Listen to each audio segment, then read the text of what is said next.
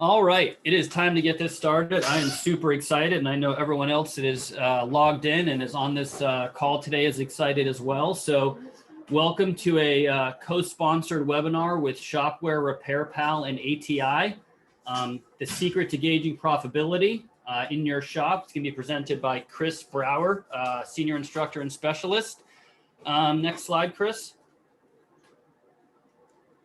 So first off, we all just want to say congratulations. And we're saying congratulations because just by being here, you're saying a lot about your business and that you are interested in improving it and you're wanting to learn and open. And we commend you for that because that is not always the case with every business. So congratulations on being here. We are super excited to have you here. We're very excited to have some great people in sponsoring this webinar. So I just want to let you know, everyone that's behind this, very excited that Kathleen Long, Vice President, General Manager at RepairPal is here. Kathleen, do you want to just hop in real quick and just say a little bit about yourself? Absolutely. Thanks, David. Good morning, everyone. I'm excited to be here. I think, you know, this is a very important topic to repair shops, and it's a good time of year to be thinking about increasing your marketing, your budget, the repair order amount for the next year, preparing to have hopefully a really great year of success in a somewhat uncertain environment. I've been working at RepairPal now for a little over 6 years, and I'm excited to share this particular topic with everyone today. Thanks, Kathleen. Awesome. My name is David Tolkien. I'm the Director of Business Development here at Shop-Ware, a cloud-based shop management system. I am also very excited about this topic because I love numbers. And as we always say at Shop-Ware and everywhere I've worked, if you can't measure it, you know, there's really no point in having anything to do with it because it's really about numbers and driving your business. And it, you know, some people don't know where to start. And so whether you've been, you know, whether you're a new shop or an existing shop or been around the block a couple times, I think this information is relevant to either get started or as a refresher or to pull you back in because you're saying I was doing all this before and I've kind of stopped doing it since COVID or since something else has popped up. So I think it's a great topic. I think it's incredibly valuable and I'm glad to have everyone here. And I'm very excited about introducing you to Chris, who's going to be running this webinar. He's a 4th generation shop owner. He's spent years traveling around helping shop owners just like you. So rather than tooting my own horn, I'll just let him toot his own horn and I'll pass it over to Chris now to kind of take it away. David, I appreciate that introduction. Thanks a lot. So Aaron and I and ATI, we just want to thank you and Kathleen for having us here today. And we want everybody to know we're excited to be here. Today's going to be a lot of fun. And it is one of our favorite topics at ATI because one of our mottos is if you can't measure it, you can't manage it. And today's going to be very much about that. And just like a car, your business is the same way. So, but before we do get started, let me just share with you a little bit of background about me. I'm a 4th generation shop owner. And like many of you all, I've grown up in my shop. I've worked for slave labor. I was taunted. I was picked on. I learned how to work on cars in the back end. I was brought up at an early age to learn how to run the front end. I started getting a handle on the business pretty well as a young man, young student. I went to school.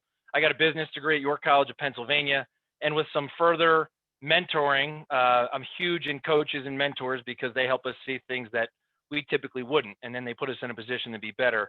Well, because of some of those people in my life, I now have a master's in business administration, which, you know, isn't that big of a deal, but there's a reason I share that with you. And it's because if you don't know who ATI is, Automotive Training Institute, you know, that's exactly what we do. We mentor and we coach shop owners like you all, 1,751 from all over the country and Canada. So, you know, one of the things that we want to share with you today is that what we go over is really strategic. And what does that word mean? It's simple. It means it has purpose. It has value, but not just for you as the business owner, but for your business, for your employees, and for your customers. And keep that in mind. So what we do is, you know, collision shops, automotive repair shops, and we help you build a plan, a roadmap, which you're going to see that today. We're going to talk about coming up with a business plan and a roadmap, a profit model, if you will. And then we give you a coach that you have contact with, every week. You have a weekly call. We have service advisor classes. We help you with hiring, recruiting, service management, setting the shop up for profit, to marketing, to succession and retirement. And that's why it's like an MBA for running a shop. But it's better because we don't just let you do it on your own. We actually are there to give you the what, the when, and the how. And lastly, this is something that we're really, really proud of at ATI. And this is to just explain to you all that what we're going to go over today can really help you. Since we've been doing this, we have helped shop owners generate over $2 billion in gross profit lift. So you'll see at the top that big 2 total combined ROI and gross profit. And I want to share this with you because this is one of the most important KPIs we're going to talk about today, and it's gross profit. And simply put, ladies and gentlemen, here's how we make money in our business. We sell parts and we sell labor, and that's collision as well. Okay, we have a cost of all the parts. We have a cost of the labor to produce our sales. And when we take those costs away, that gives us our gross profit. And the bigger our gross profit is, the more money we have to cover our fixed expenses, which typically remain the same. And therefore, when our gross profit gets bigger and our fixed expenses remain the same, that means more net income for us as owners, which you can use to pay yourself more money. You can use to invest in your staff. You can use it to invest in your equipment, to hire, recruit. And that's the point about understanding gross profit. It's a huge KPI and what makes us successful today. So our weekly average gross profit dollar lift is $3,358. So imagine if you took $3,358 and multiplied that by 52, because there's 52 weeks in my year, that's around $174,000+ a year that we've helped shop owners generate in gross profit. And again, that's average, and that's the weekly lift. So pretty impressive. And we're here to help you get some of that lift today, right? David, Aaron, and Kathleen, if you don't mind, because I get so caught up in these webinars and I enjoy this, if we have questions coming in and I'm missing them, just interrupt me, stop me. But I know we got to move as well. So at the end, there'll be Q&A. But if there's something that the group really has a common question, just cut me off and let me know, please. Is that fair? There will be. And for all the participants, there is a Q&A button at the bottom of your screen. So anytime you have a question, just type it in there and I'll either prompt Chris to get to the question or we'll save it for the end. If you have any questions, you can either use the chat or the Q&A feature, but I would stick to the Q&A feature. Okay. So I just opened the Q&A, David, feature as well. But again, like I said, sometimes I just point blank miss it as I'm going. So don't be afraid to get in here and stop me, because that's okay.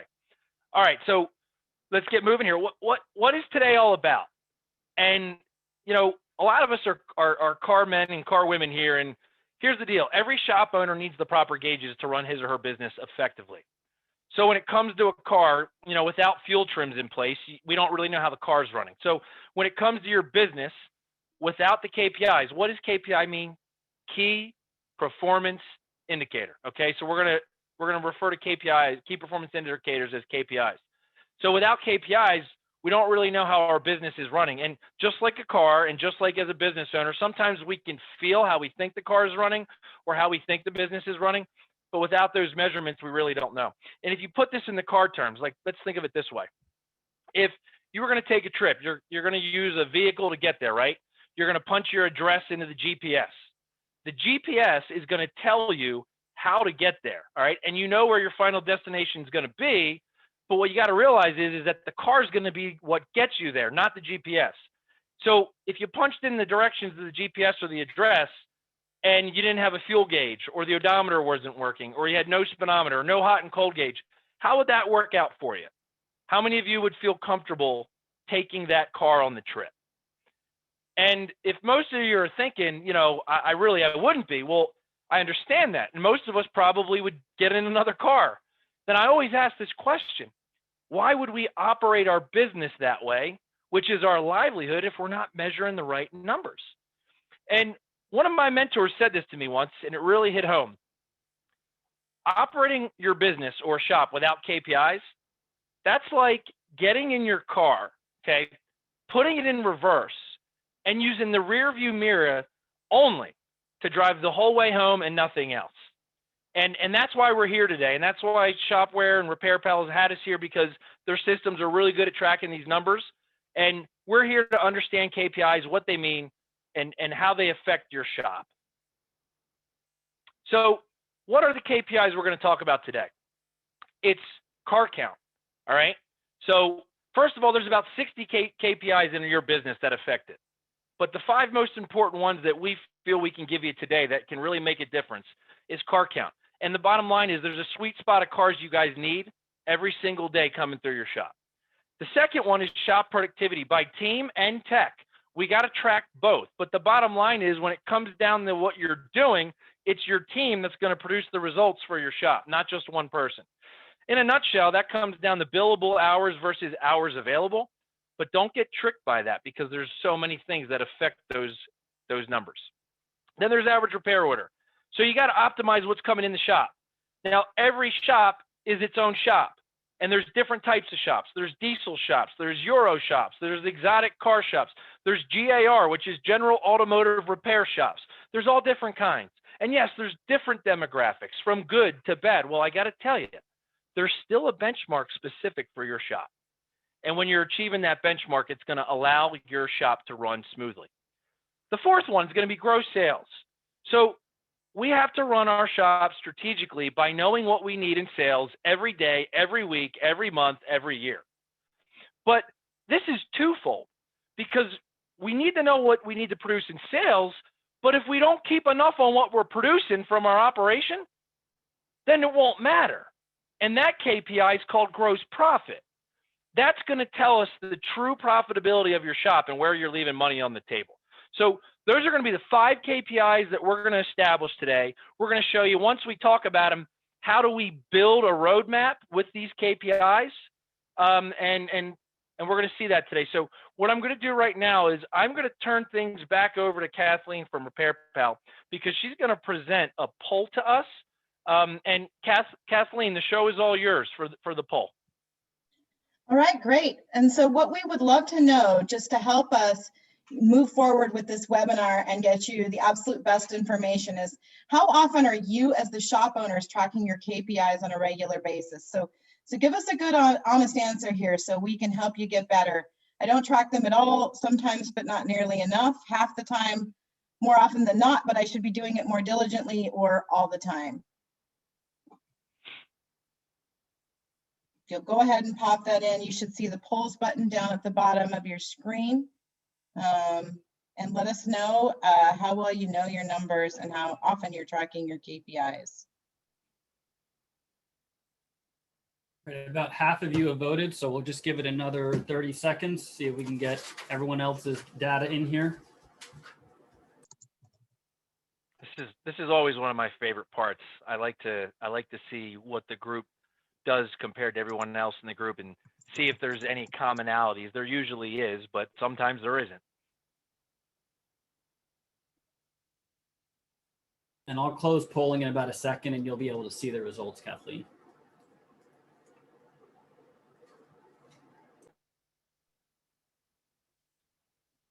All right, we'll give it another 20 seconds and then we'll close this poll.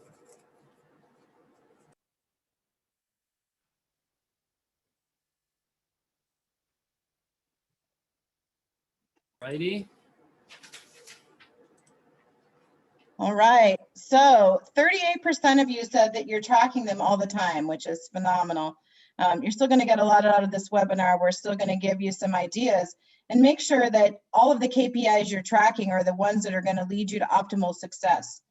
33% of you said that you do it more often than not, but you should be more diligent. 4% of you said half the time.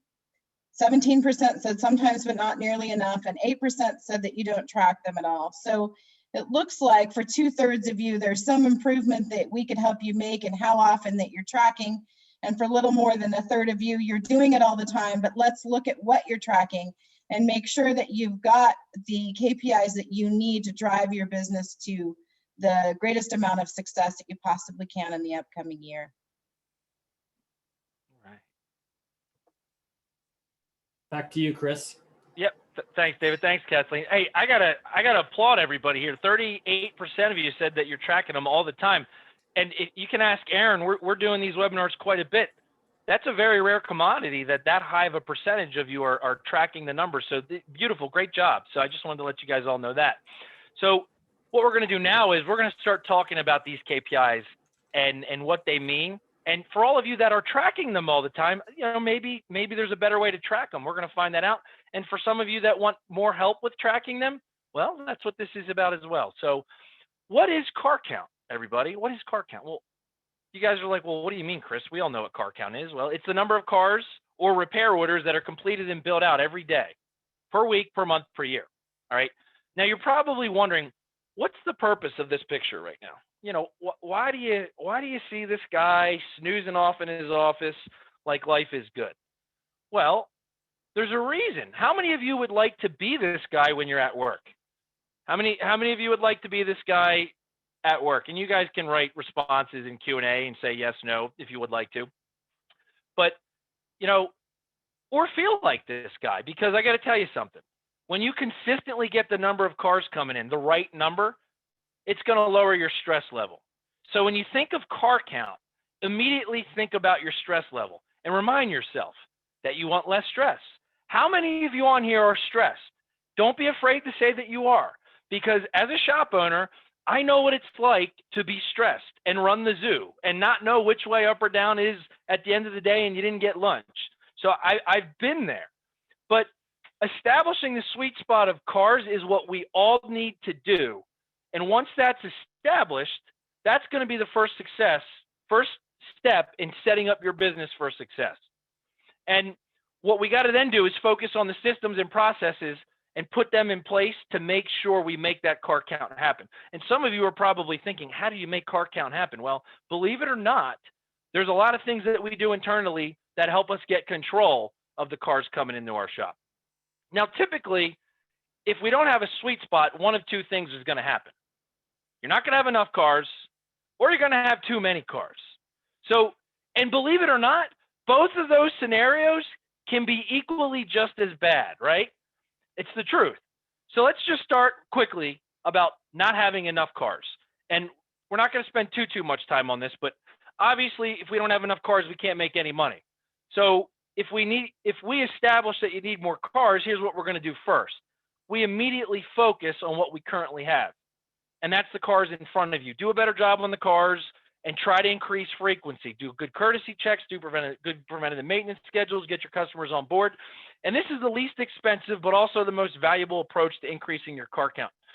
You want to invest in sales counter training because it's about teaching relationship selling, not transactional selling, and the importance of educating your customers on the value of holding preventative maintenance schedules and doing services. You want a service reminder program in place, which I'm sure RepairPal and Shop-Ware have to help you with that. One of the other things we talk about at ATI is having a quarterly shop newsletter that goes out, telling everybody what's going on at the shop, the things that you're doing, get people involved. Facebook, and this isn't a marketing webinar, but Facebook is great for educating and getting your people back in at the right times. Informing, what's 2 30-second tire tread depth versus 10. And for all of you in PA or up north or wherever you are, a light snow, those types of tires aren't going to do you any good. Heavy rain, the water won't channel, you're going to hydroplane. So those are things that create call to actions that you guys can do to get people back in right now. And then there's acquisition, and we're not going to talk too much about that. It's least effective, but when it's necessary, we need to do it. So here's what we'll talk about now. What if we have too many cars? Because a lot of times as shop owners, we have too many cars. And you know what happens when that happens? It drives the shop to work harder and at a hectic and more chaotic pace. And it's an environment that's not fun to work in. And at the end of the day, we usually have nothing to show for it. What do I mean by that? I mean profits. And oftentimes as shop owners, what we hear is if I had more cars, I'd make more money. And that may be true, but more often than not, it's actually the opposite. And if your gross profit margins aren't healthy, watch out, because that can put you out of business if you increase your car count, if you're not keeping enough on the dollar on what you're selling. So too high of a car count, here's what happens. It results in service advisors, technicians, they work inefficiently and unprofitably, because the more busier we get, the more our systems break down. Then work gets missed, okay? Average repair order will go down. Employees are hurried. They don't treat customers, I'm sorry. They don't treat customers with the interest that their goals are to do. The car comes back a week later and it's for something we missed. And oftentimes what we do is we hear the customer saying, I just had it in there, what'd you do? And even if it didn't have anything to do with what you did, it never matters. They don't look at it like that way, right? So with a high car count and a low average repair order, the owner works late and we can't break the cycle of being stuck working in it. And that's what we often hear at ATI called the zoo. It's where we work really hard, not smart. We run through 10 walls throughout the day, have 5 concussions. We didn't eat lunch and it's already past dinner time and we're just trying to breathe at this point. So car count has a huge effect on us being able to operate in a manner that's going to allow us to be effective. Now, before we go forward here, toward the end of this webinar, there will be a link, and all 3 of us will have our own links for you guys to request for some extra information. But as a complimentary thing today, all of these KPIs we're discussing, you'll have the opportunity to meet with an ATI shop specialist on your own accord to help you build your own KPIs from today. So just stay tuned to that. Now, in general, industry benchmark. There is no specific benchmark when it comes to car count, all right? Each shop is going to have their own number based off of the work that you do, the size of your staff, the skill level of your staff, and the size of your shop for capacity. There's an optimal level of cars that you can bring into the shop based off of the size and actually make it work. So you have to have the sweet spot, the right number of cars, and that's what's going to allow you to be efficient and effective. And I'll show you how we figure that number out later in this presentation. We're going to get to that. So let's get on to the second KPI. And how we doing? Do we have any questions popping up yet? I didn't see any as of yet. You're good. Good? Okay. Don't be afraid to ask questions, ladies and gentlemen. So let's get to shop productivity by team and or tech. All right. The easiest way to calculate this is billable hours against hours available.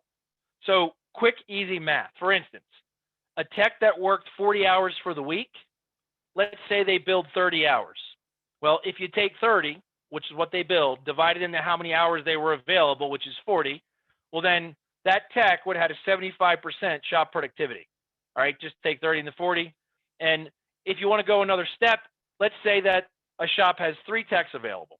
All right, so 3 techs available, you do 40-hour work week. So that's 120 hours available for the techs you have at your shop total. And let's say when you add all 3 techs hours up, combine them, they build 75 hours for the week. Does anybody want to tell me what the shop productivity level would have been for that shop? All you got to do is take 75 and then divide that into 120. And what that'll do is that's going to give you a 63%. So here's what we need to know. Shop productivity by tech is the biggest gross profit killer in our business because it involves so many things. The ATI benchmarks that we are currently helping shop owners achieve at ATI that work with us is 90%. Which means you're billing 90% of your hourly labor rate. But what I also want to tell you is that will vary depending upon your shop and the type of work that you do. Keep in mind, we don't expect 100%, although we have plenty of shops doing that or better. There's too many things in our business that we can't control, all right? And that has a huge effect on this. Like, for instance, you order parts and you're waiting for them, right? Or you have the car torn apart and you can't get the parts. Then you got to put the car back together and get it out because you can't have your bay tied up. Or you order the part, you give the guy on the other phone the part number, but the guy that goes and pulls it off the shelf isn't paying attention, delivers the wrong part. Customer approval, just to name a few. So there are things that just slow us down that we don't have control over. But why is this the biggest gross profit killer in our business? Well, because it's like fruit. Once it's gone, it's gone. You can't get it back unless you have the flying DeLorean, for you Back to the Future guys and ladies and gentlemen, because I know I love that. But it's just a fact. You can't get it back. If the part's wrong, you can send it back. You can resell it. You can still make your money. But when labor's gone, unless you have a time machine, it's gone. So notice the word team in front of tech. Shop owners that we usually work with look at shop productivity as a result of 2 things, okay?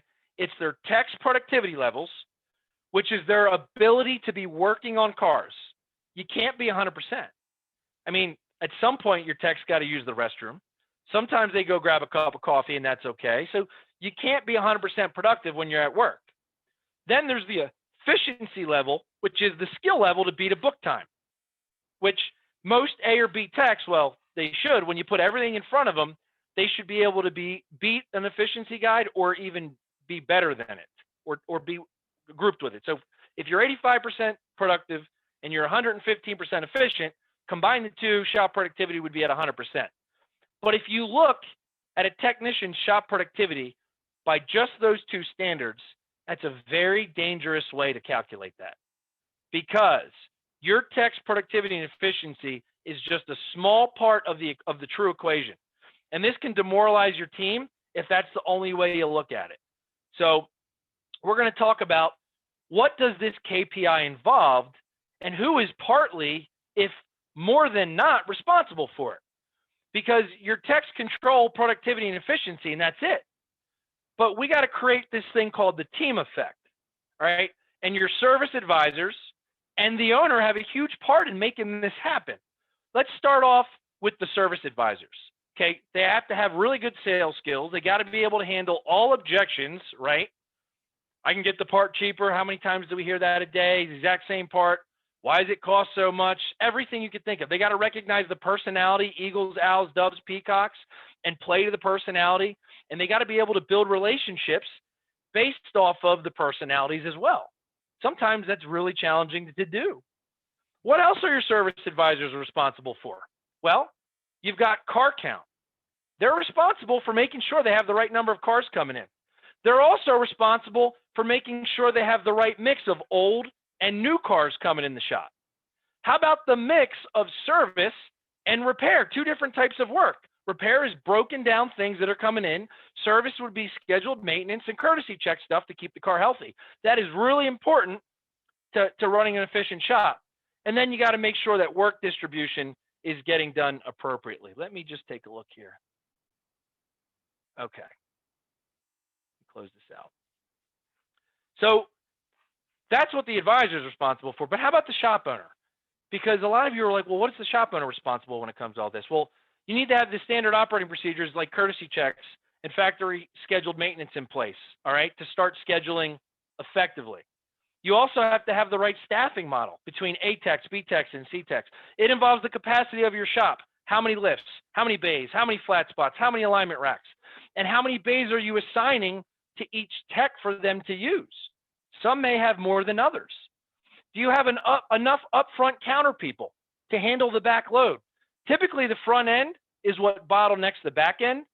And then, we start blaming the technicians for not doing what we need them to do, but they can't do what we need them to do because we have the front end all bottlenecked. Does the owner have the right equipment? Is it updated? Is there continuous training in place for the team? So yes, getting your shop productivity right means getting all of those other factors right. All right. So when you get those things right, it gives your team a chance to be efficient. And oftentimes we don't have those other things set up, and therefore we don't ever get to the point where we can be efficient. So this is something that we'll be able to help you with after this meeting at another time. We'll work with you on where's your shop productivity, where's your car count, because when your car count's right, it's going to allow your shop productivity to be right, and then therefore it leads to the next KPI. So what I want to do now is I want to turn it over to David, who he's going to discuss how Shop-Ware tracks and measures productivity. So David, the floor is all yours. Yeah, I'm going to have to go into it in depth, and that was thanks for everything that you just covered. One of the things that Shop-Ware does is just put all this information and everything that Chris just spoke about just right at your fingertips, right? So you're seeing efficiency, productivity metrics. You can view tech side by side to compare your employees to see who's doing better than others. You can look at these numbers as it relates to certain techs and certain service writers. So how is a service writer and how is a tech working together, and how efficient are they? So this is just, it's basic data that's important, and it's stuff that you need. And Shop-Ware just, makes it real easy just to log in, pull this data up, cut and paste and look at the things the way you need to, just at your fingertips over a given period of time, comparing 2 periods of time. So whether it's Shop-Ware or somebody else, you just want to make sure that you're using a system that enables you to get this information, easy and accessible, the best, just with a click of the mouse. That's it. Back to you, thanks, Chris. David. Yeah, that makes things nice when you have the click of a mouse that gives you the reports that you need. So it's always a good thing to have. All right, so there's another part of the equation here, because when your shop productivity is doing well, that's going to have an effect on your profitability. And we always want to know how are we going to be profitable when it comes to the labor side of it. So being efficient is important to your profitability. So we're going to figure out, how do you figure out what your efficiency levels need to be for your team and for each tech? But we're also going to look at, how do we set our labor rate here? Because setting up your labor rate is an important factor in making sure your team can be profitable. And this process includes knowing what your people truly cost you, and that's loaded. So when you look at what somebody costs you, it's not just the hourly rate that you pay them, okay? It's the insurances and the taxes and the benefits that you provide that go on top of that. So workman's compensation is something you as the owner have to pay to have an employee like a technician or a service advisor. FICA FUTA SUTA taxes, healthcare benefits, retirement, training, vacation days, all of those things have an additional cost on the hourly rate. So we got to take that into consideration and figure out what our people cost us loaded. That's a really important thing. That's what's going to allow us to start to figure out the profitability of our shop. And we're going to do a little exercise here that's going to show you how we do this, okay? And what makes this so important is your effective labor rate is what your shop needs to bill for every hour you're there. That's why it's called effective. So when you're doing that, you're holding enough profit for every hour. And the goal here is to hold a 60% profit margin on labor, but loaded. So if we sell $1 in labor, we shouldn't be paying any more than 40 cents on the dollar after the wage, after FICA FUTA SUTA, healthcare, retirement planning, and all those other items.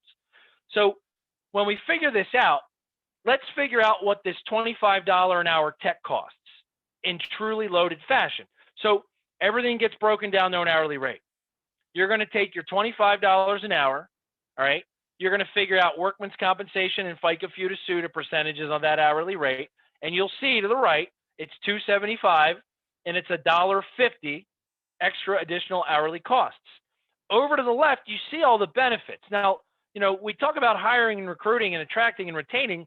We want to be able to provide as much benefits as we can, because that's what's going to allow us to attract those people, and that takes making money, all right? So when we break healthcare, disabilities, uniforms, training, we break all that out.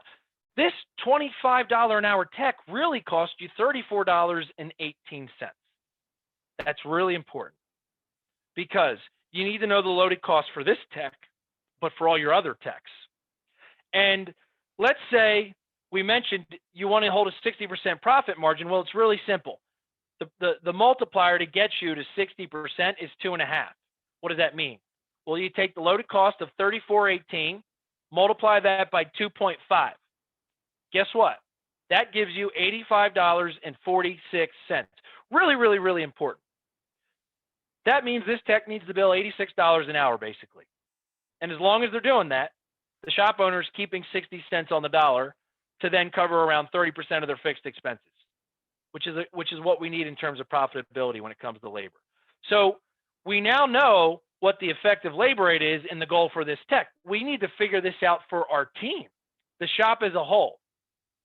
So in this case, if your labor rate's $75 an hour, which we're not saying that's your labor rate, but we're just giving you an example, and we need to bill 86, is that a problem? You better believe it's a problem, because that would mean you need to bill more than an hour for every hour that you're there. So remember I told you everything we do at ATI is strategic? This is how we set our labor rate strategically. Now, does anybody want to take a stab at what they would make that $75 an hour if you need to bill $85.46? Does anybody want to say what they would make their labor rate? You can just punch it in the Q&A if you want. I'll give you a second. And then if not, I'll just move.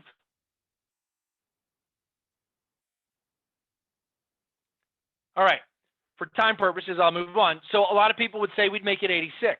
And I say, okay, that's a start. But if you make it 86, that means your technician has to bill an hour for every hour that they're there. And as you remember, I had already mentioned our goal is to be around 90% because there's too many things we can't control. So if we made it 86, we're still setting the shop up unfavorably for us to be able to hold the effective labor rate to give us a 60% margin. So therefore, I would make it something like 103.22, some kind of odd number. So it makes it look like your labor rate is exactly what it needs to be. And if you take 86 and the 103 something, you'll get like 84%. That's setting your shop up so that you can be efficient and effective. So your tech would only have to be at 84% of the $103 an hour labor rate to get you to 86. Really, really, really important. So here's another strategic thing you guys can take from this. I don't really care what your door rates are. ATI doesn't necessarily really care what your door rates are.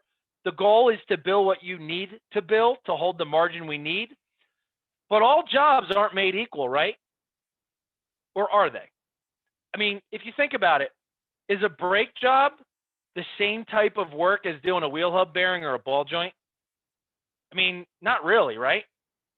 You're trying to do a ball joint and you're getting out your torch because the thing won't come off and you're heating it for 15 minutes and then you're getting your sledgehammer and you're trying to get it off. What work is going to slow you down? Are you going to be able to do the brake job more efficiently or the ball joint or the wheel hub bearing? Well, we all know the answer to that. So when we look at the door rates, if you got a generic hourly rate with brake jobs in like 60K services, it might be 108. So if the effective labor rate for this shop, we're just making up another example, is $90 an hour.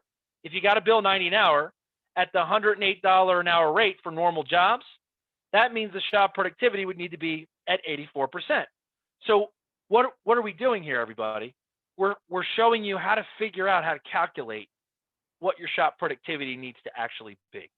And this is something I can help you with later on after this presentation at some point, or an ATI shop specialist. You'll be able to sign up for this, and we'll work with you one-on-one on a granular level to make this easier for you all.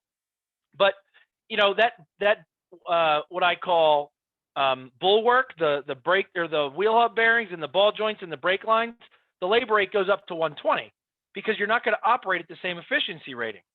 So if you take 90 into 120, that's going to put you at 75%. We're offsetting strategically the type of work that we're doing to make sure we still attain the effective labor rate. Really, really, really important. This is going to help ensure profitability. Then you got vehicles that are 8501 and above in gross vehicle weight, you know, where it's got 10 lugs, the wheels are like this big, and you're breaking your back to get the wheel off when you could have had 4 wheels off on a normal car. It slows you down, the labor rate goes up. And then your diagnostic work, your hardest work, your most expensive work, your best tech, most training, your expensive scan tools. You got to update those scan tools, Identifix, all data, Mitchell, TPMS manager.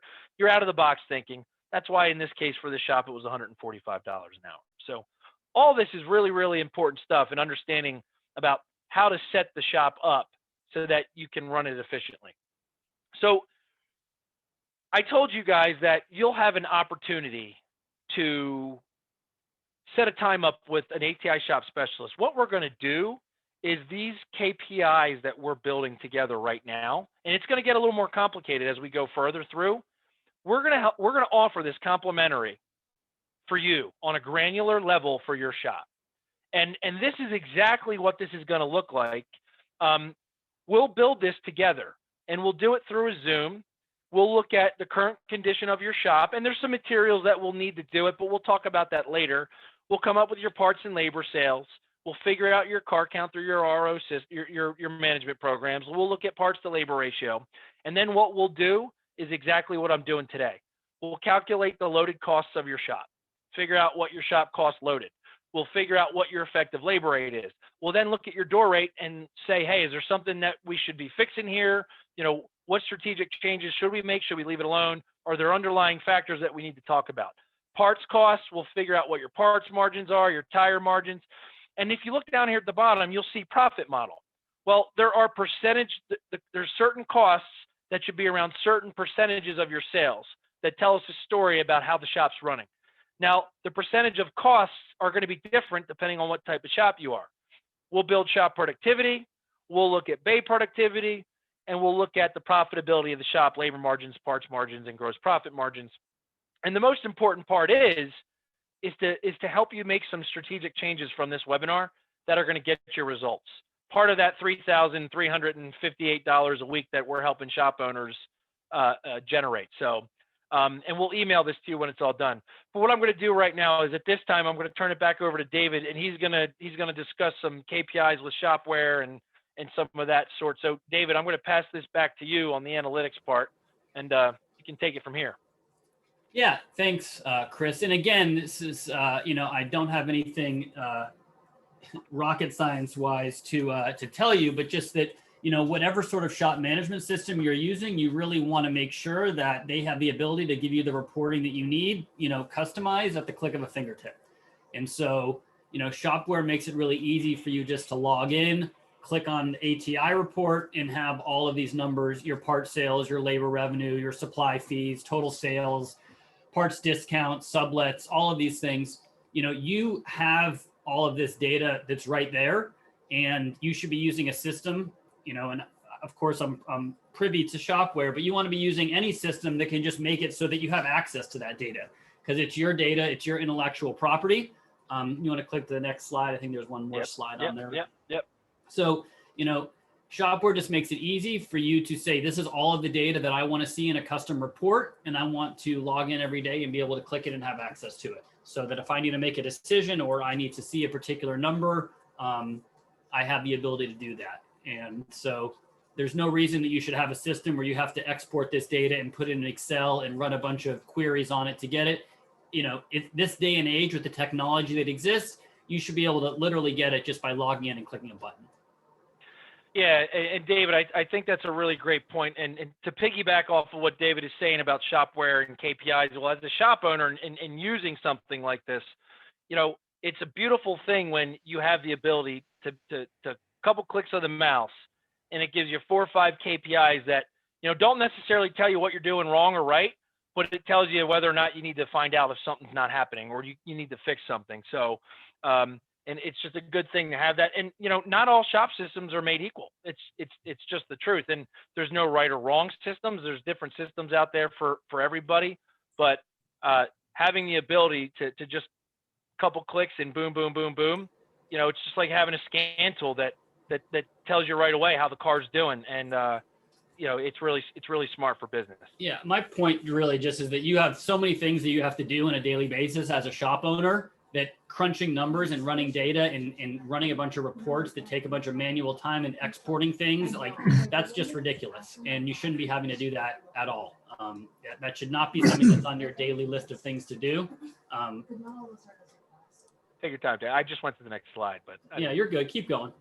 Well, David, I'm laughing because I'm going to pick on myself here. Is I remember those days at my shop when I had these quote unquote spreadsheets that I had built, and I'm sitting there punching in these numbers and doing this, trying to get my calculations, and it just makes me laugh how far we've come with just having a basic, a shop management program that does all that for you. The efficiencies of the shop have just spiraled up, and the energy levels are much higher because I don't have to sit there, and my managers don't have to sit there and try to figure those numbers out anymore. So 100%. But okay.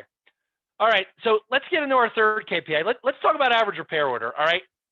Because this is a really, really, really, really important one. And excuse me, I'm just going to take a sip of my water here. When a shop has too many cars, you know what happens? They're rushed to get the cars in and out. The techs can't do a good job focusing on the car. So at that point, shop productivity starts to decrease because labor hours per ticket are going to decrease as well because you're rushing to just meet the need of whatever the car came in for and nothing else. And you're forced to do that because the customers want their cars back. And the service advisors have 20 other billion people that they got to answer to that day for their cars. So when all those things start happening, average repair order starts to lower. So there's an itinerary here purposely. Average repair order is a product of getting car count and shop productivity right. all right? And when you can do that, your team will be able to hit the average repair order goal. So that's what we like to call the team effect we just talked about.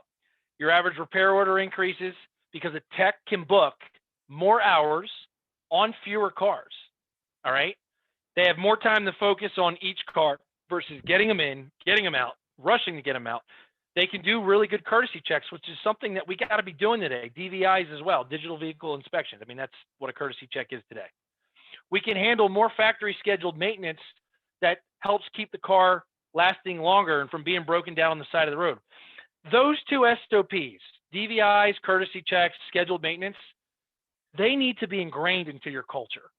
Okay, and this isn't something I'm going to go into too many details today about, but I know a lot of you are doing them, but you really got to ask yourself exactly how are you doing them? And there's 3 important questions that I'm not going to ask, but if you want to talk about those questions at another time, you'll be able to set that up with us at the end of this webinar. But it makes such a difference in setting your shop up for success. Because most shop owners I spend time with, or that we at ATI spend time with, they underestimate the power of those 2 things. And they claim they're doing them, but we find out you're not doing them near the capability that you could be. And it's an integral part of making all this work. So keep that in mind.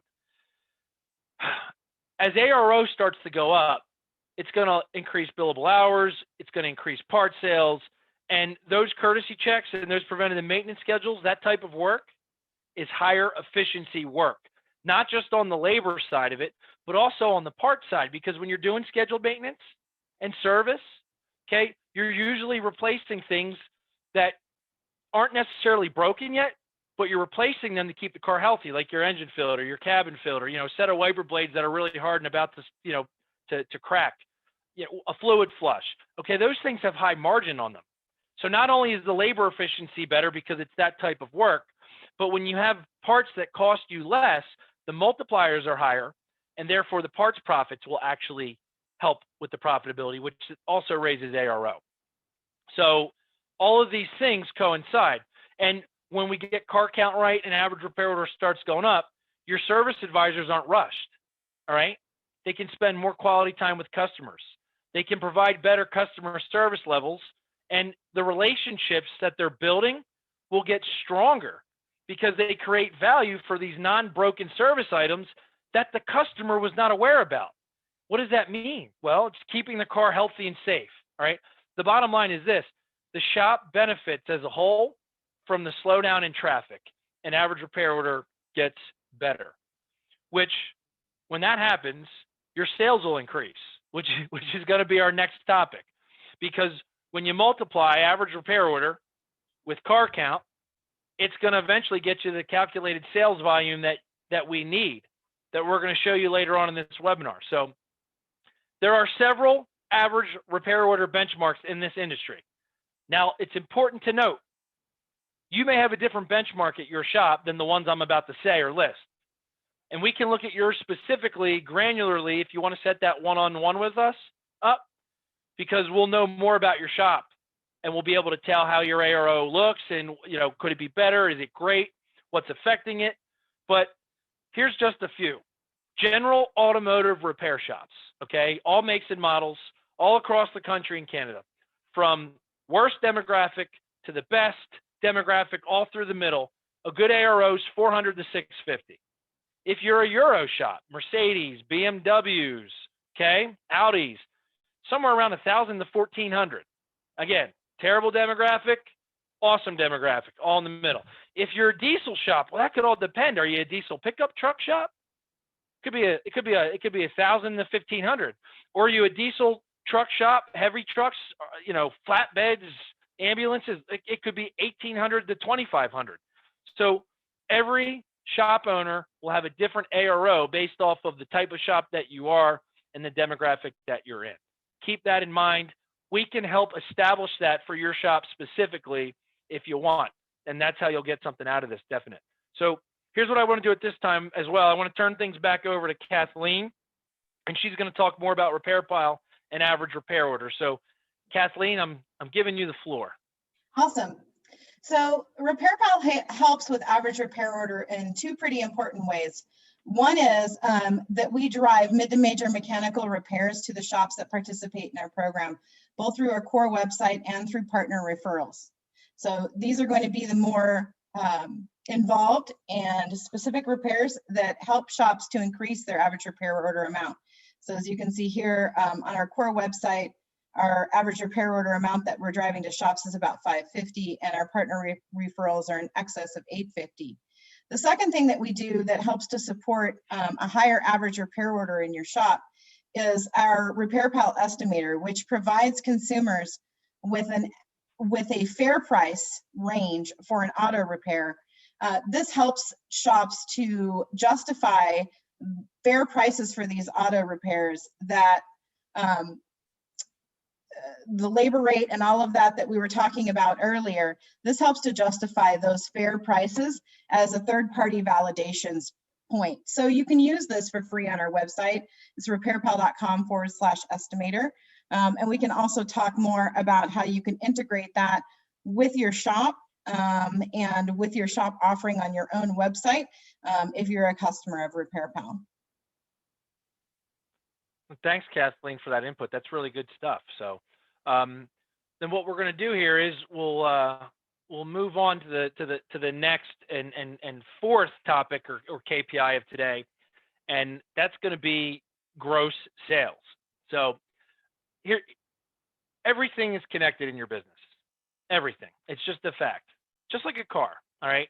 So when you look at car count and you look at shop productivity by team or tech, and you get to average repair order, that's what's going to help you generate the sales volume that you need to run a profitable shop. All right.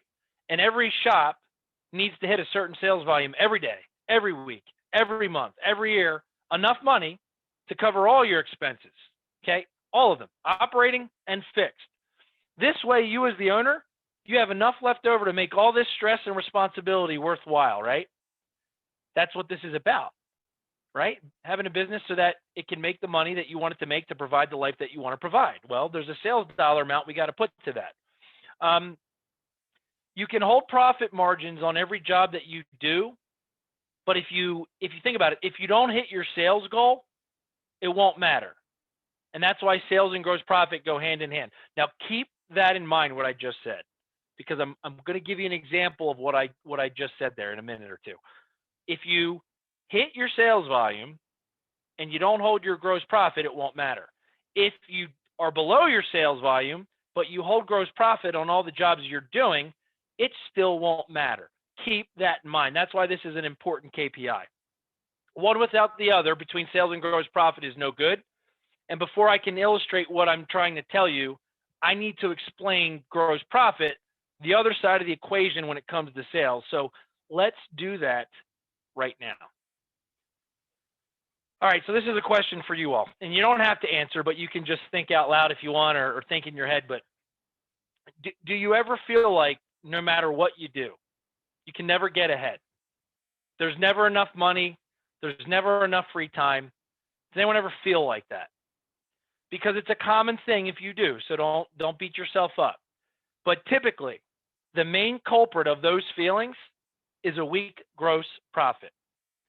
And think of it this way. Have you ever heard of this saying? And I'm sure a lot of you have, all right? It's not necessarily how much you make, it's how much you keep. And that is exactly what gross profit is. And I said this earlier right out of the gate because I talked about ATI's weekly average gross profit lift, which is what we're helping shop owners do as we speak. Generate $3,358 more a week in gross profit. You sell parts and you sell labor. And when you subtract those costs of producing those sales, that's it. It's your gross profit. And as a shop owner, the more you have there, the more money you have to use for whatever it is that you want to use it for. And you're going to laugh at me, but that's the number that makes you happy or miserable. It's the truth. That's the money that makes you, that's the number that makes you happy or miserable. So if your gross profit dollars increase, your bottom line is going to increase. Now, before we illustrate how gross profit and sales go hand in hand, we have to understand what our gross profit win number is. Because I'm going to tell you something.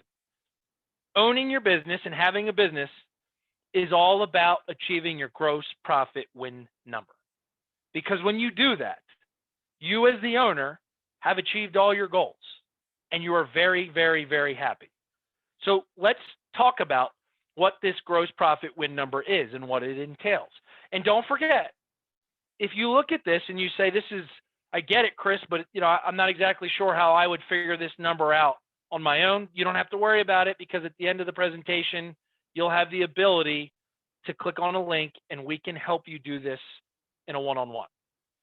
But have you guys ever asked yourself this one question? And I bet you if you did, it was a long, long time ago. What do you want out of your shop? But more importantly, what do you want, or what kind of lifestyle do you want? Isn't that the purpose of owning a shop? What we're going to start doing, and what ATI is going to help you focus on, is we're going to define the bigger picture here for the shop owner. And the cool thing about doing this activity is it's what keeps you motivated. It's what helps you push through when things aren't going well. And we all need that. We know how 2020 has been, right? It's been an unforgiving year. So the win number has 4 different categories. And when you think about what you want, and I hope you guys are writing some of this down, think about some of the things you want out of life in your business. What we're going to help you do at ATI is we're going to quantify those things. And we're going to put it into this thing called your win number. So let's look at this number, and you'll notice this is a shop that we work with. It's a small shop, but we're going to talk about it. Overhead is your fixed expenses.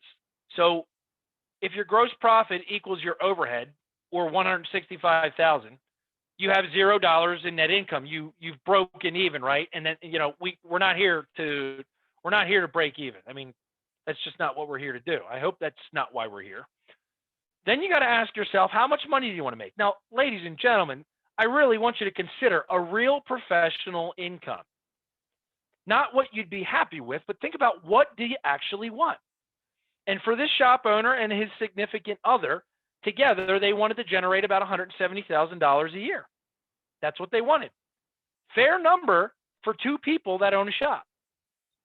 You also got to think about, how much money do I need to put back into the shop? And that is to remain current. So invest in your people, okay? Inflation's coming. You got to be prepared for that. Hiring, recruiting, retaining. You got to be able to offer benefits. Good healthcare. Healthcare benefits have gone up. The policies that we get go down. So the care is not as good.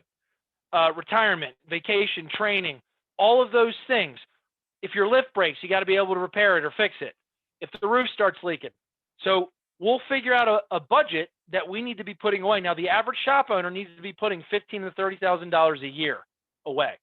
It varies from shop to shop and your size of shop that you are, but that's the case. The 4th number is, how much money do you need to be putting outside of your business for retirement? And I gotta tell you something. We as owners, and I've been guilty of this, take all of our money and we dump it back into the business because it's our cash flow machine, right?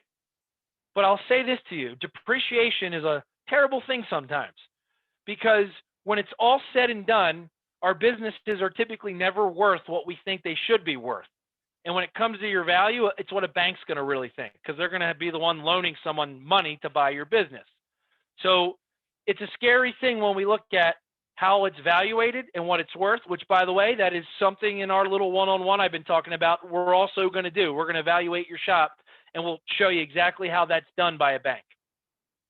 So we're getting this in your head now. We want to take some of this money we're making and put it in other assets outside of our shop to generate passive income, because passive income is money that works for you with you not having to do all the work, whether it's a traditional IRA, a Roth IRA, whether it's in investment properties and stuff like that, or ETFs, exchange traded funds, 401ks, it doesn't matter, but we want to do something. And here's what you also got to realize: what happens to you if something happens to the shop?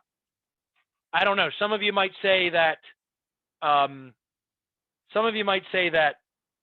the shop would last 2 weeks. Well, that's a very dangerous scenario. We want to fix that, but if we have other monies and other assets, at least we have something else. So here's the deal.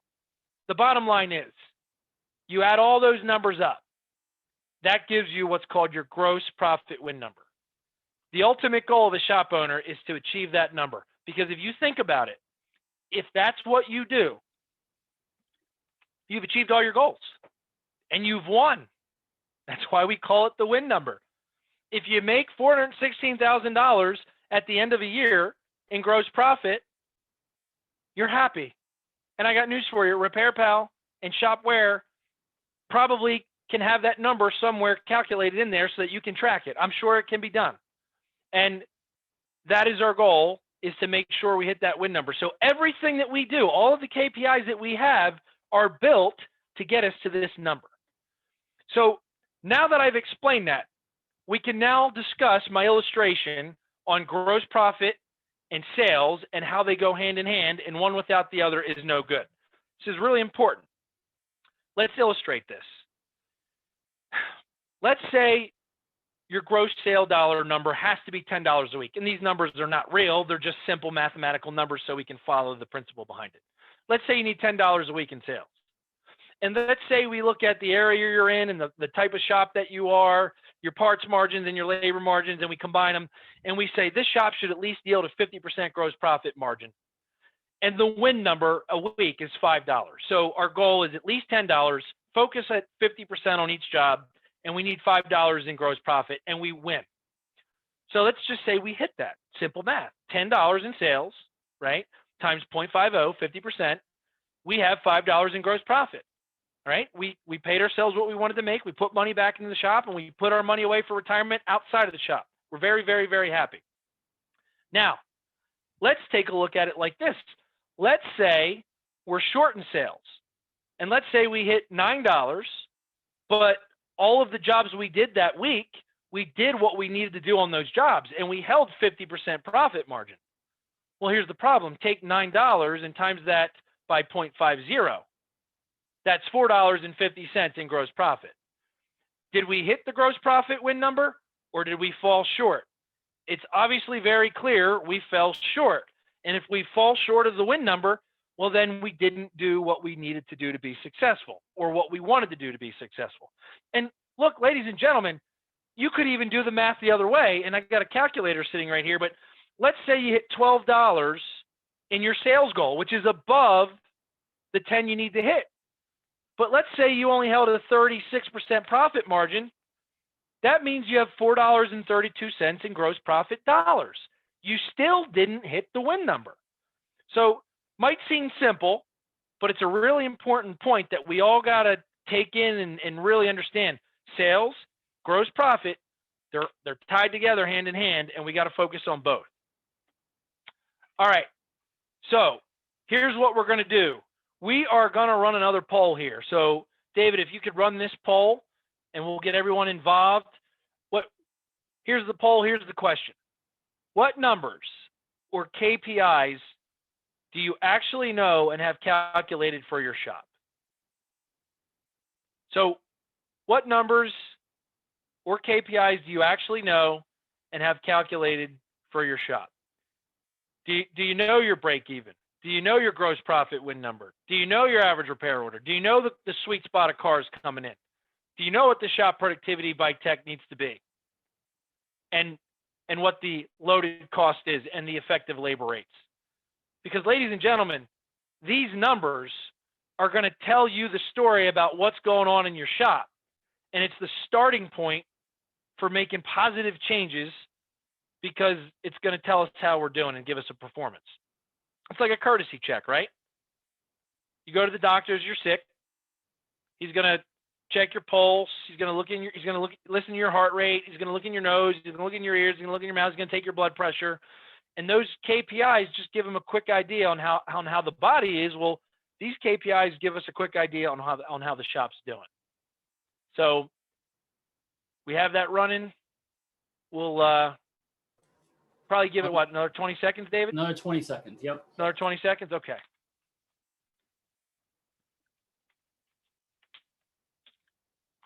Now, what I realize is, and some of you are probably thinking, well, Chris, I know some of them, I don't have all of them, or I have one or two. All right, so 53% have the break even, and that's actually a common thing.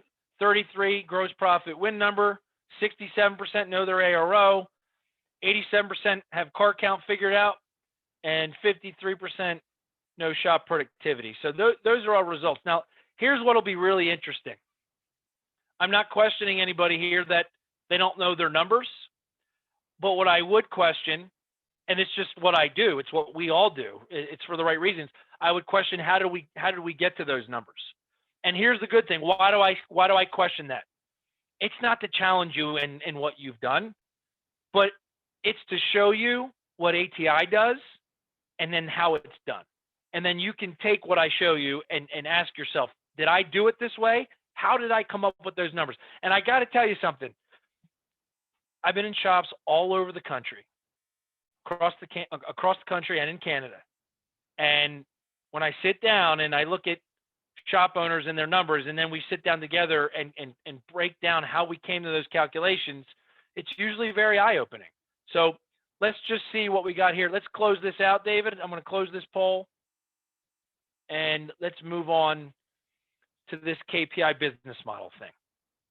So what is this KPI business model? Look, now that we know what it takes to win, we're going to build a business model, a profit model, a roadmap.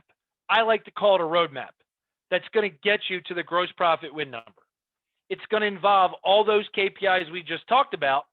And it was great that I talked about all those KPIs and how they affect your shop, but how do you make the model? Well, we're going to use an example of a shop that we work with, but how we build this model doesn't necessarily mean it's going to be apples to apples with building a model for your shop. So if you want it on a granular level where we can look at the ins and outs of your shop and give you a model that's going to really help you, don't forget you'll be able to request that at the end of the webinar. So please, ladies and gentlemen, trying to get some participation here. If you would like, grab your calculators, grab a pen, grab a piece of paper, grab your calculators, and we're going to do some math together. I'll do it, but I'd like to get you guys to do it. I'd like to get everybody involved. So who's going to be brave enough to actually participate? That's what I'm challenging you all here for. All right. So before we build this KPI model, we got to look at your setup. You got to realize the setup of your shop and what you have to work with has a huge effect on how we can build a successful, realistic KPI business model. So in this example, with the shop that we work with, the shop has 2.5 techs. They've got an A, they've got a B, okay? And then they have an apprentice that is actually in our program with the shop owner that we're teaching the apprentice on how to become a tech the way that our techs are currently, the way that we want this tech to become versus someone else doing it. And we've got a program that's not tech training, but it's a business itinerary plan that meets the tech's needs, but it also meets the owner's needs. And we tie it together and build loyalty so that the technician stays with us as the owner. So the apprentice learns from the A and the B. The A and the B tech each have 2 lifts. Okay, that way they're never tied up. When they're on one job and they get tied up and they're waiting for something, they can go over to the other lift. Now the mix of work in this is really important too. The goal is to have a 50-50 mix of service work and repair. And in the one bay, you're focused on repair, which is the unknown work that we don't know that's going to tie us up and slow us down. But all the other work is in the other bay, which is the service work, so that our techs are always working. We always have the things that we need to keep moving, which allows us to be profitable. Now, I just want to say this. You don't just snap your fingers and get your shop set up that way. It takes time and a lot of internal changes within the shop and SOPs, and that's what we do at ATI to help you get there, and that's not what today's webinar is about. But understanding the setup of the shop is important to do all that. So the apprentice learns from the A and the B. The apprentice does a lot of the setup stuff. And the B tech may say to the apprentice, okay, 2 days ago we did a job that was similar to this. I'm working on this. What I want you to do is take what you learned, and I want you to go over in that bay and do that job, and I'll be over in an hour to check in on you. And if you have any questions, come and get me. All right. So the shop also has 4 flat spaces, because you all know that you've brought a car in, you've grabbed floor jacks, you've changed tires, you've rotated tires, you've done a battery, you've repaired a flat, okay? You've done a diagnostic job in a flat spot, so there's spaces to work. So there's all that space for those 2.5 techs to work. Then there's one service writer who focuses on those techs at all times. At all times. Now, the issue with this is the front counter has many other jobs and responsibilities besides just keeping the techs moving. You got to answer the phone, right? You got to deal with customers that come in. You got to pay your vendors that are coming in. You got to check the emails and do the email responses and the text message responses. So if you have one person trying to handle that along with the 2 techs, it'll never work. It'll never work. And from experience, I will tell you, I hate life when I had to do it that way. That's the bottlenecking up front. So the CSR, which is the customer service representative, this is the setup now, does the same thing the service writer does, works with the techs, builds estimates. But as soon as one of those non-productive items occur or happen, the CSR handles it. This setup is what's going to allow the shop to be optimal. And it's really important that we look at your setup and take all those things in consideration. Now, let's take a look at the actual shop based off of the setup. We figured out the weekly gross profit win number, okay? If you divided that by 52 weeks, because there's 52 weeks in a year, ladies and gentlemen, that win number comes out to $8,000 a week. So the gross profit win number for the shop is $8,000. Now, we got to look at your demographic and the type of shop that you're in. And the type of shop, when I say that, is what are you fixing? Diesel trucks, normal vehicles, all makes and models? Are you a Euro shop? Because when we look at the parts margins, the demographic will have an effect slightly, okay? We adjust. But the parts margins for a Euro shop are going to be lower than for a general automotive repair shop, because as the parts increase in cost, the multipliers will lower. But in a nutshell, you got to break down all of the segmented parts that you sell: tires, sublets, hazardous waste, shop supplies, regular parts, contracted labor, all of that. You break it down, but when you put it together, you say, what should our parts margins be? And for this shop, it was 50%. Then we look at labor, and I got to tell you, labor is 60% loaded or better at all times for the most part. All right. So those are the percentage profit goals on parts and in labor. And if you guys look at both and put it together, it's simple. We know that we're trying to hold a gross profit margin of 55%. So for every dollar we sell in parts and labor, our goal is to keep 55 cents on the dollar to cover fixed expenses, which is around 30%. So with that being said, we know $8,000 is what we need to do to be happy. We know we want to hold a 55% profit margin. The question is, what's the sales volume need to be to make all that happen? And this is where ATI slows you down to speed you up. Take your 8,000, divide it by 55%, and we now know the shop sales volume needed. It's 14,500. So for any of you that took out your calculators to check my math, I want you to take 14,500 and multiply that by 55% and tell me what you get.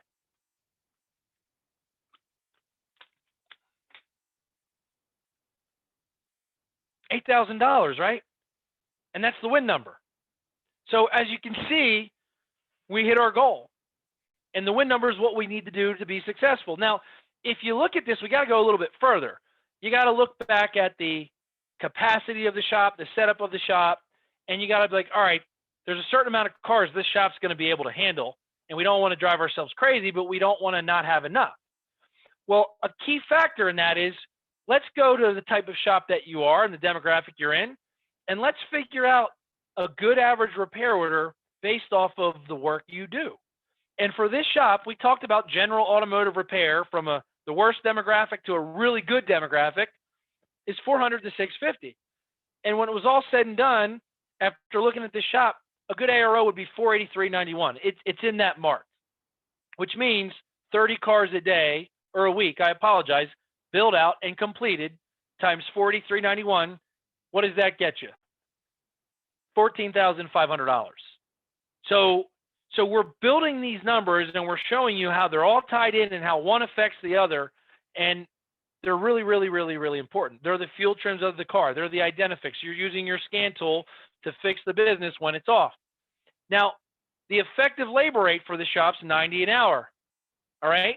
So we went over the different types of jobs and work that you do. So there's 108, 120, 130, and $145 an hour door rates. And if you look at the 90 and the 108, you got 84% shop productivity. So we figured out our shop productivity by tech. We figured out what our effective labor rate was for this shop. We had to figure out the loaded cost. We figured out our average repair order goal. We figured out the car count needed so that we can have an optimal shop and be smooth, not too many, not too little. All right. Our systems don't break down. We know the sales volume is 14,500. Of the 14,500, we're trying to hold a 55% margin on all the jobs. And therefore, we get to the $8,000 in our gross profit win number. And again, when you guys do that, life is good. Now, I want you guys to ask yourself a serious question. How many of you guys know your gross profit win number? And if you do, when's the last time you reevaluated it?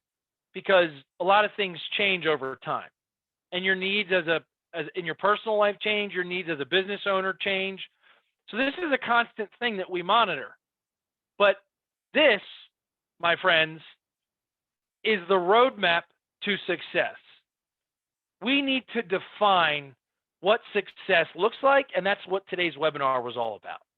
So it's really, really cool. And if you want us to be able to help you with this and get a good indication about where you are and then give you some strategical changes that are going to be simple to make this better for you, we'd love that opportunity. So when we build this KPI roadmap, it's very simple. We start focusing, working on it, not in it. And when we have the KPIs, we know what we're trying to achieve. Question: who needs to know this information? Who needs to know this? Well, yes, the owner needs to know it, but your service advisors need to know some of it, and your technicians also need to know some of it. They need to know what we're trying to do and what the KPIs are, because without that, we're never going to achieve it. Now, there's another thing. When you look at the car count here, we're not telling you you're not going to work on more than 30 cars a week.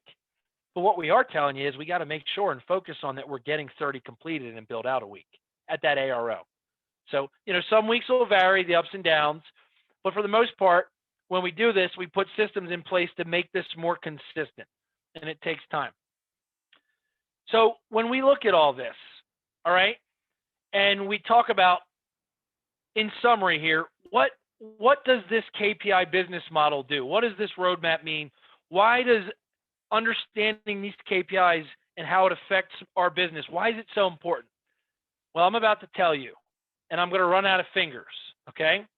When you have this model and you focus on it and you get your team focused on it and you're all together, you're all on the same page, and your employees are engaged, all right, you're going to build strong relationships and loyalty with your customers. Average repair order will increase. You can work on less cars and be more profitable, which means less stress for everybody. If you remember that guy sitting in the beginning, all right, you can start scheduling strategically to better control flow, because those courtesy check processes and preventative maintenance services, you don't always get all that work, but you reschedule it and you get that work back in.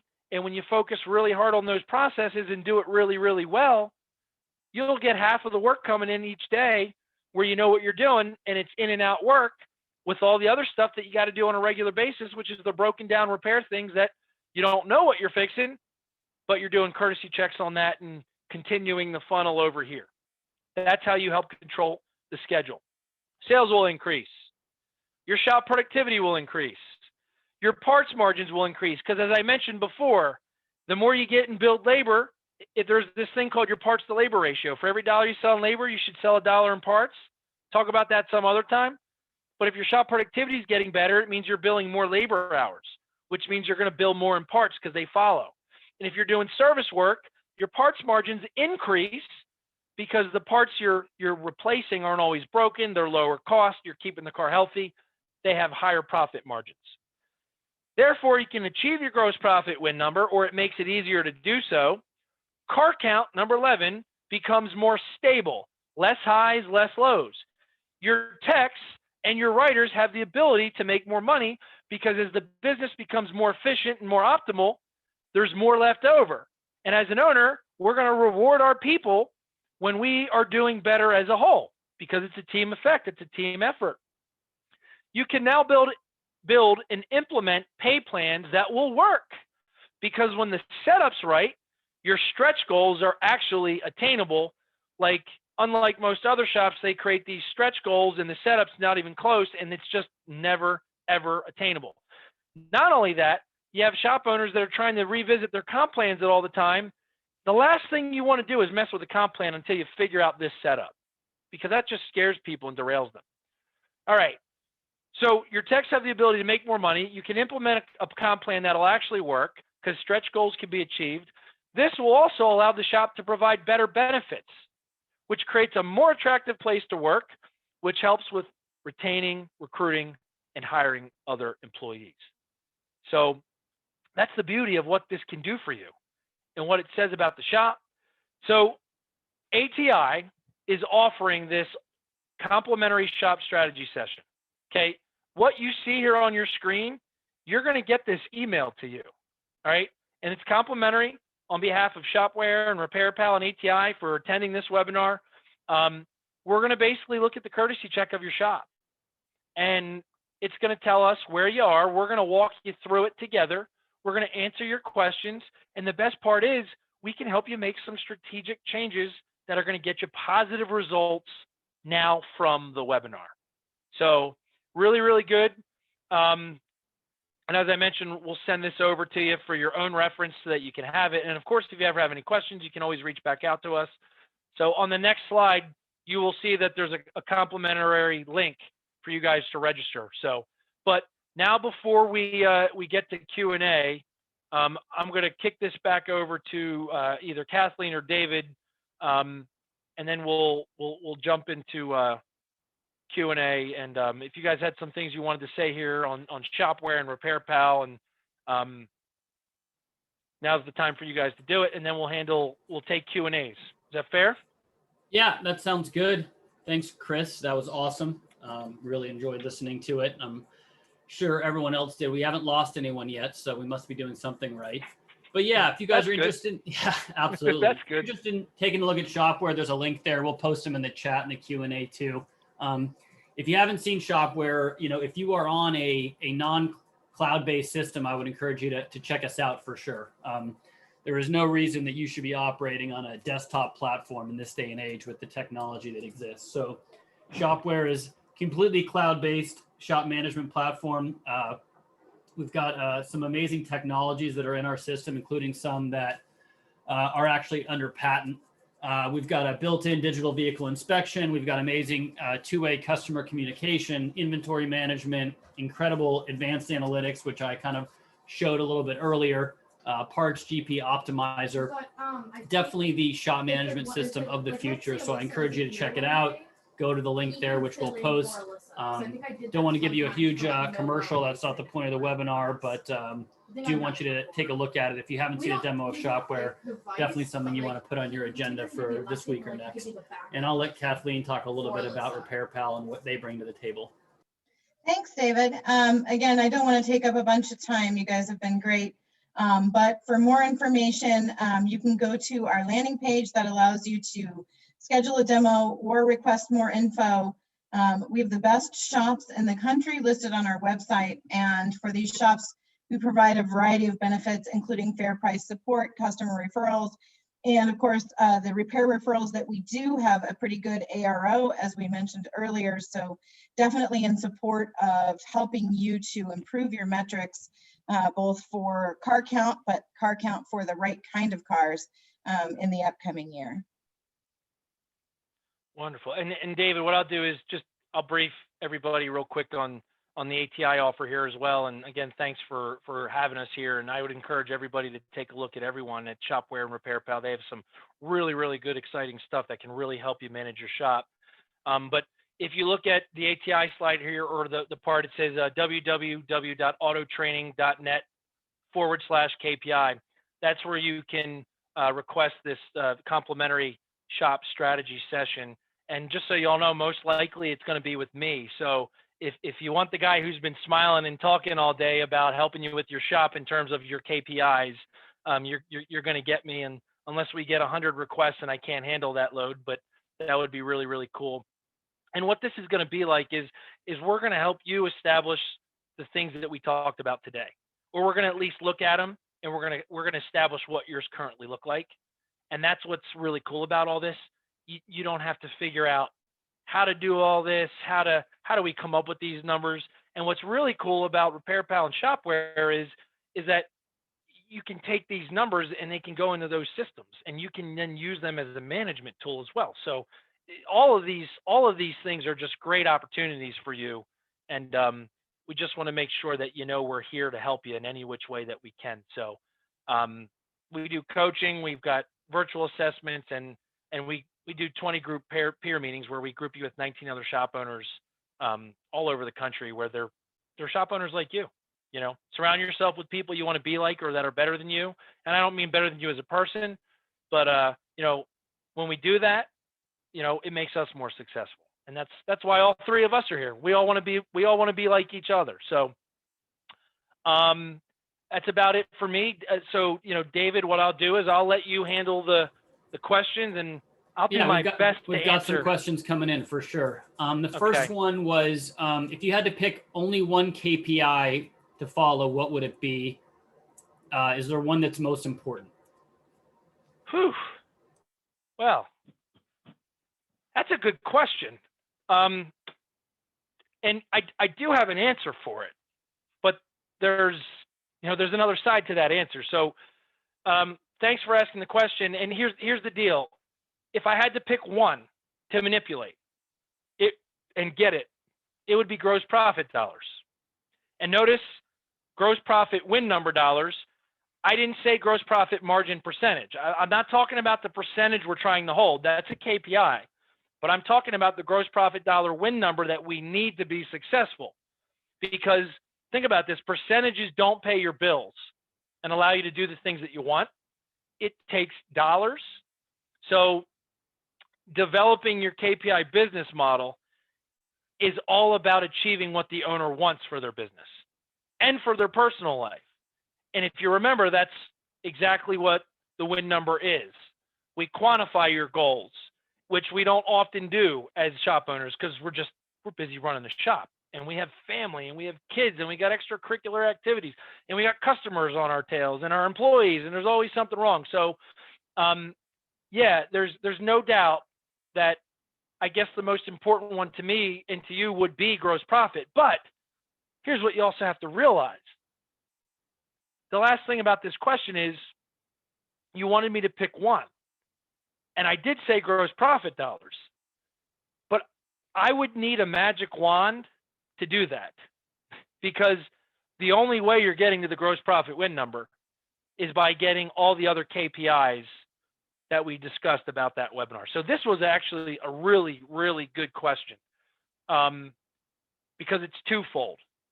Because gross profit's where you want, that's what you want, number one. But if you want that, all those other KPIs you got to focus on to get you to that win number. So great question. What's next, David? And this is actually interesting because I had actually thought this myself when I heard you say it. You had said earlier that shop productivity is the biggest profit killer. Why is that? Oh, I'm laughing because this one is there's so many things. That's why. In a short answer, there's just so many things that affect it. And if I think more into it, it has two answers to it. All right. And first, shop productivity. Here's part one. It involves so many things that go into affecting it. Part two is labor or people are your most expensive asset, costly asset, but they're also your most important. So when you think of most expensive, usually it's least profitable. So there's two parts to this. I love this question. It's a great question. Let's start with what involves shop productivity. And I did hit this in the webinar, but I hammered home on it quickly. So what affects it? Well, you wait on parts. You're not a parts store. You don't have every part in your shop. You just got to sit and wait sometimes. You can't get the parts, okay? And then you got to put the car back together to get it out because you need your bay, right? But you did a lot of things to get the car apart so that you could figure out what the car needed. That took time. So that ties you up. That takes away time. The part is wrong. We've all dealt with this. No matter how much, even when we do the ordering, because we're tired of not relying on the person on the phone, so we just do it electronically, put the part numbers in, we still don't have the ability to go into their building and grab it off the shelf, right? Waiting on customer approval, which is why I tell people you got to start using text messages, even if you don't like it, because the open rate on text messages are 98%. And how many times have you called a friend or a family member, they don't answer it, but they send you a text message and you're like, you're ready to scream. So, but that's just an example. You're waiting on customers, right? And labor's like fruit. Again, once it's gone, it's perishable. You can't get it back. Then you have the two components that your text control, right? It's the productivity behind it. And that's simply put, doing their best to always be working on cars. You can't be 100% of that. Like I said, you got to use the restroom. You got to talk to your service advisor about something. You're allowed to go grab a cup of coffee, right? And then the other component that your tech controls is the productivity level, which would be the efficiency level. And that's simply put, it's their skill level. If I give them a job with everything they need, can they beat and exceed the standard labor guide? And any A or B tech will. So those things go into it. But then here's what we can't forget. And I really hit this one home today. The service advisors have so much effect on this because, they need to be excellent in their sales skills, their objection handling skills, their relationship building skills, their personality recognition. Look, there's eagles, there's owls, there's doves, and there's peacocks. Let's look at an eagle. What's an eagle afraid of? They're not. They soar the skies, they look down, they got their chest out, they don't fear anything. If you think of an eagle, if you look at dogs, I got a 130-pound Rottweiler named Bear, right? And he's a big baby, but he's an eagle when it comes to dogs. You take a pit bull and a Rottweiler and you put them in a room, there's a dominance problem, and they don't back down. Well, if you're an eagle and you're dealing with an eagle, you got to recognize that personality. And I can't be the eagle. I got to let the eagle be the eagle, yell and scream at me, because that's how eagles communicate, not get mad and don't fire back. So that has something to do with it. They're responsible for car count, the right number, trying to make sure the mix of work coming in between old and new, and service and repair. We got to keep our technicians reminded of, you got to be doing these courtesy checks. You got to be doing the factory scheduled maintenance stuff, because you're feeding the pipeline, not only for the shop, but for you as well, because you're going to get this work back later when it comes in. It involves proper work distribution, which most of you guys know what that means and know how to do that. But the second part of this is the shop owner, or the shop owner is responsible for the SOPs in your shop, the courtesy checks that help this happen, the scheduled maintenance systems, right? You got to have the right people in the shop too, in terms of skill levels. Your techs don't hire these people. Your service managers might interview them, but overall, the owner is the one that makes the final decision. Understanding and recognizing the size of your shop and the lifts and the bays and the flat spots, because that's going to have the ability to set it up to be efficient. You can only get so much out of a square foot building, right? How many bays do you have? But who's getting multiple bays and why? What's the strategy behind that? So we'll leave it at that. Those things there. Now, the second part of this equation, which I had mentioned, David, there's two to this, is labor is your most expensive and costly asset. So let's talk about costly. This is funny, but it's not funny. The average shop that we begin working with is typically running at 45% to 55% shop productivity. So look, let's just make this simple. Let's do easy math. If your labor rate's $100 an hour and the average shop's billing 50%, basically you're charging $100 an hour and you're keeping $50 of that 100. if your tech costs you $50 an hour loaded, and I'm not saying they do, but if they cost you $50 an hour loaded and they're only billing 50% of 100, it means right there you're breaking even on what it costs you to have that tech produce you what they're billing. Cost you 50 and they're bringing in 50. So you're at $0 to cover a 30% fixed. Now, the other way that I look at it is it's not really costing you $50, it's costing you 100 because it costs you 50 for the tech loaded, but then there's $50 that we didn't collect on what we're charging for a $100 an hour labor rate. So, you know, when we look at this, it has multiple reasons as to why shop productivity is the biggest gross profit killer in our business. And it's from a costly standpoint, and it's from all the things that affect the shop productivity part of it. So I hope, I hope that was helpful. And I know I said a lot, but that's what makes it the hardest thing to fix. All of those factors. So great questions. Do we have any other questions, David? Yeah, there was one more. I think I understand it. So the question is there a KPI for what the techs are finding? What are good benchmarks or the tech number? It says tech dollar signs. So is there a good KPI for tech dollars? Is that what the question is? I think so. I'm gonna unmute Bill. I'll let him ask his question. Okay, and then yeah, because if this is something technical, it's something I could talk to him after. But go ahead.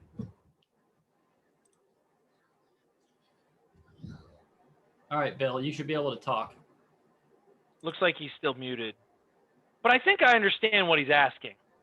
I think I understand. Here's what I'll say, because he's still muted, and at any time if he becomes unmuted and wants to chime in here, please do. But depending on the skill level of the tech, okay, there is a certain number warranted that we need to be doing for each tech. And the answer to that question is, and it varies per tech, Bill, would be figuring out the effective labor rate for the tech.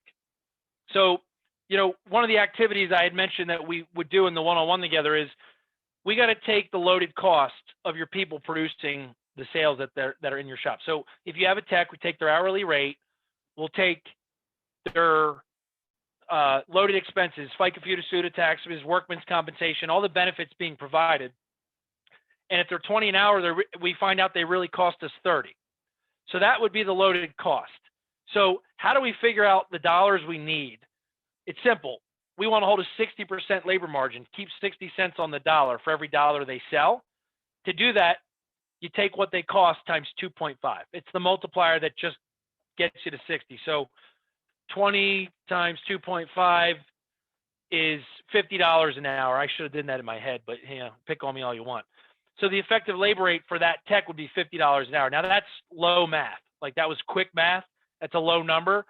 But what I would do is I would be making sure and doing everything I can to set up that technician to be billing 50.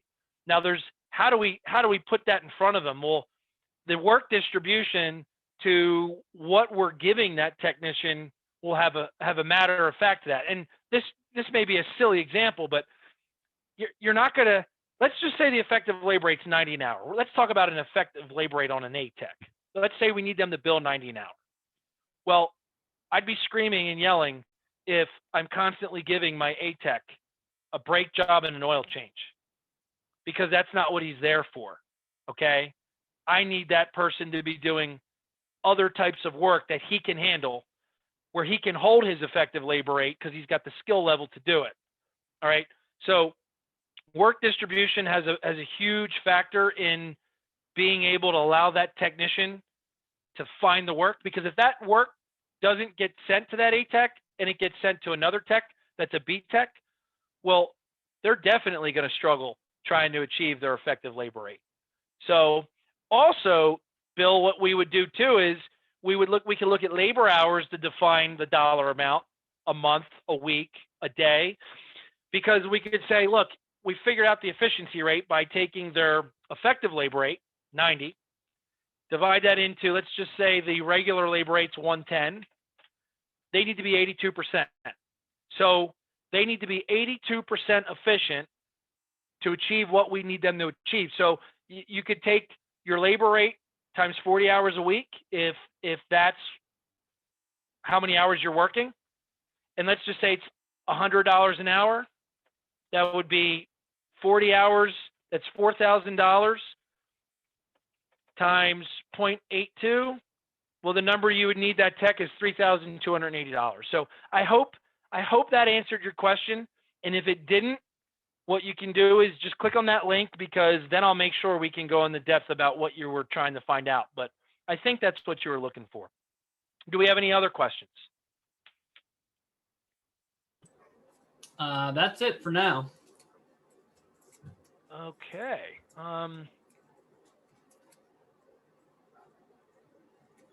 You know, I'm going to throw this one out there, David, because I'm surprised it didn't get asked. And it just, when I'm doing these presentations or webinars, it always does. You know, people look at me and they say, you know, car count's a hit or miss. Like, how do you, you know, figuring out a car count number, it's just not possible to do it. Well, let me just say what it is. It is possible to figure out the sweet spot that you need. Okay, so starting off with that, that's number one. When we're looking at that KPI, we need to figure out that number. Point two of it's hit or miss. Well, yes and no.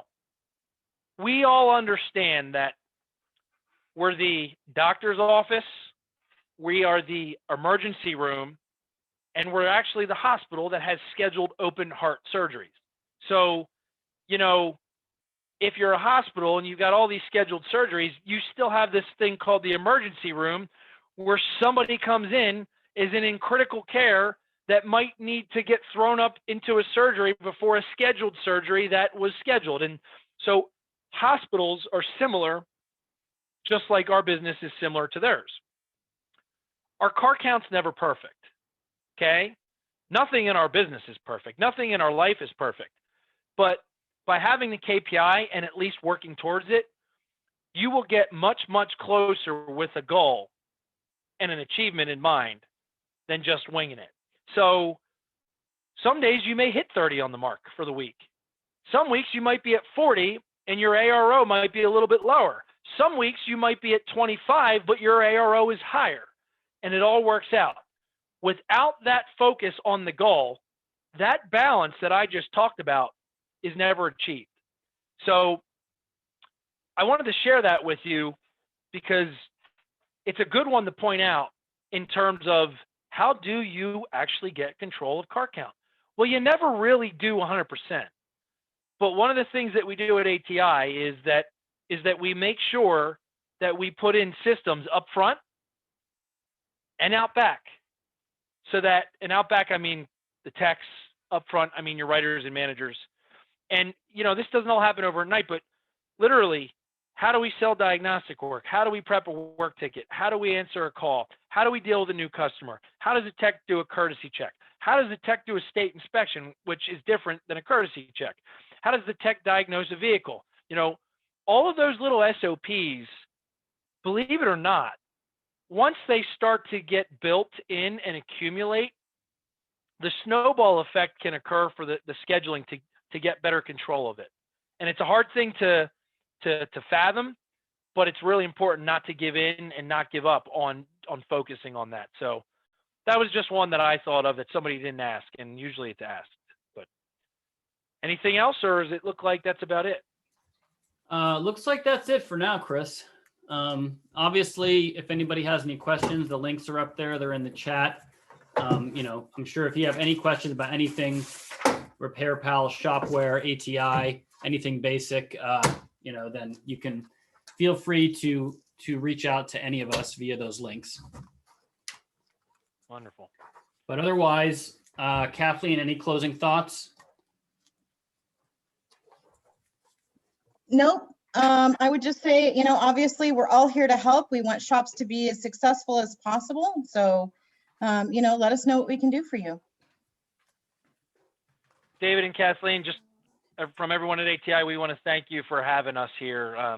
We appreciate it, and we're glad to help, whenever you need us. And we're glad we have you because you guys do a great job and your management systems work very well. So Thank you, Chris. yep, Yeah, you're thanks welcome. a lot. Thank you. Thanks everyone for attending. Hope you guys have a great rest of the day and rest of the week and a good holiday season. And thanks for being here. Thank you, guys. Thanks, ladies and gentlemen. Take care. Bye. Take care, everyone.